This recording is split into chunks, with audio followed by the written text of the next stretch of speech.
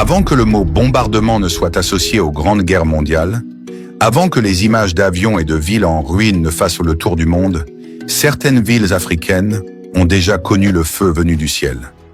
Des villes vivantes, peuplées de familles, de commerçants, d'enfants et de vieillards, ont été désignées comme des exemples à briser, non pas parce qu'elles menaçaient une nation étrangère, mais parce qu'elles refusaient de plier totalement.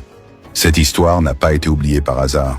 Elle a été étouffée, fragmentée, rangée dans des archives poussiéreuses. Pourtant, elle est réelle, documentée, et elle mérite d'être racontée. Avant de plonger dans cette histoire incroyable, prenez un instant pour vous abonner à la chaîne et activer la cloche. Chaque abonnement nous permet de continuer à raconter ces récits oubliés de l'Afrique, pour que personne n'efface notre mémoire. Abonnez-vous maintenant et rejoignez notre voyage à travers l'histoire. Dans de nombreuses régions d'Afrique, la domination coloniale ne reposait pas uniquement sur des traités ou des administrations. Elle reposait sur une logique beaucoup plus brutale, celle de la peur organisée. Lorsqu'une ville tardait à payer un impôt, protégeait des résistants, refusait de livrer des hommes ou contestait l'autorité imposée, elle cessait d'être une simple agglomération humaine. Elle devenait une cible. Dans cette logique, les civils n'étaient pas distingués des combattants. Toute la population devenait responsable et donc punissable. Les autorités coloniales parlaient de maintien de l'ordre ou de pacification. Mais sur le terrain, cette pacification signifiait encerclement, incendie, arrestation massive et, dans certains cas, bombardement. Il ne s'agissait pas seulement de vaincre une résistance armée, mais de laisser une trace durable dans les esprits, la certitude que toute désobéissance collective serait payée au prix fort.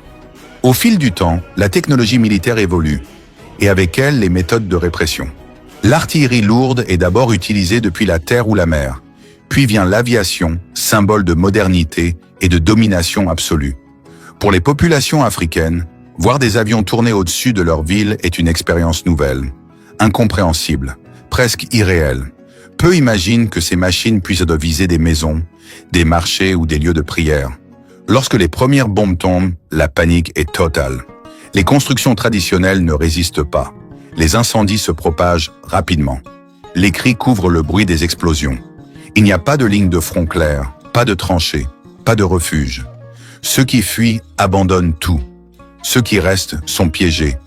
Et une fois le bombardement terminé, il ne reste souvent que des ruines, des corps et un silence lourd.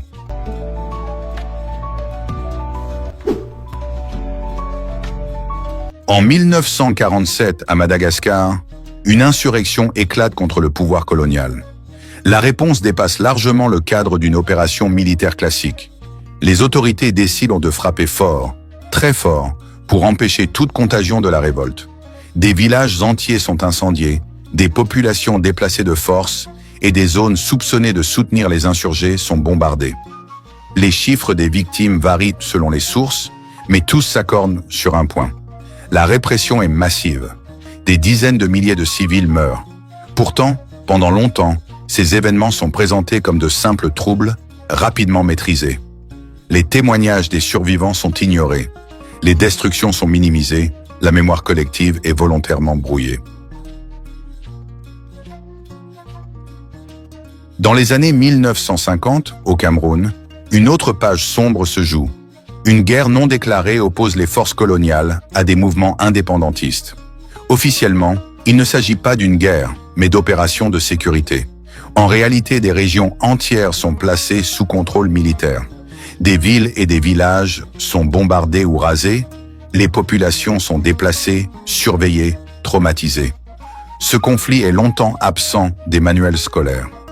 Il n'y a pas de grande date, pas de reconnaissance officielle claire. Pourtant, pour ceux qui l'ont vécu, la mémoire est intacte, celle des maisons détruites, des familles séparées et d'un ciel devenu symbole de mort.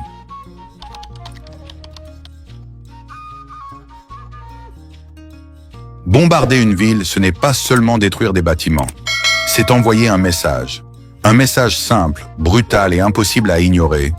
Toute résistance sera écrasée et elle le sera publiquement. Le bombardement sert à isoler les résistants en retournant la population contre eux, à briser toute solidarité, à imposer une obéissance née de la peur plutôt que du consentement. Cette stratégie a un coût humain immense, mais elle est jugée efficace à court terme. À long terme, elle laisse des cicatrices profondes, invisibles sur les cartes, mais bien présentes dans les mémoires.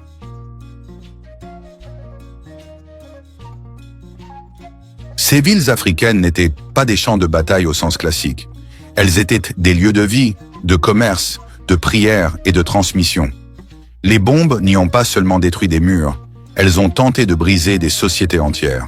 Après les explosions, il n'y a eu ni réparation, ni excuse, ni reconnaissance immédiate.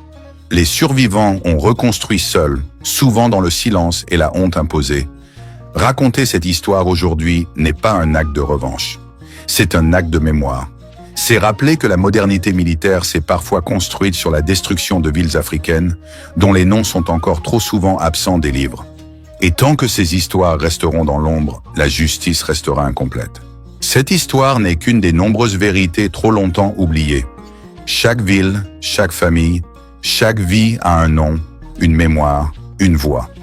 Sur AfriStory, nous racontons ces récits interdits, ces histoires que personne ne vous a apprises à l'école.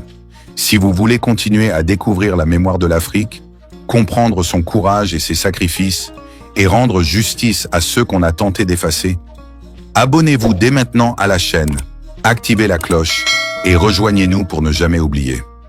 Chaque abonnement, chaque partage, c'est un hommage aux voix du passé et une lumière pour les générations futures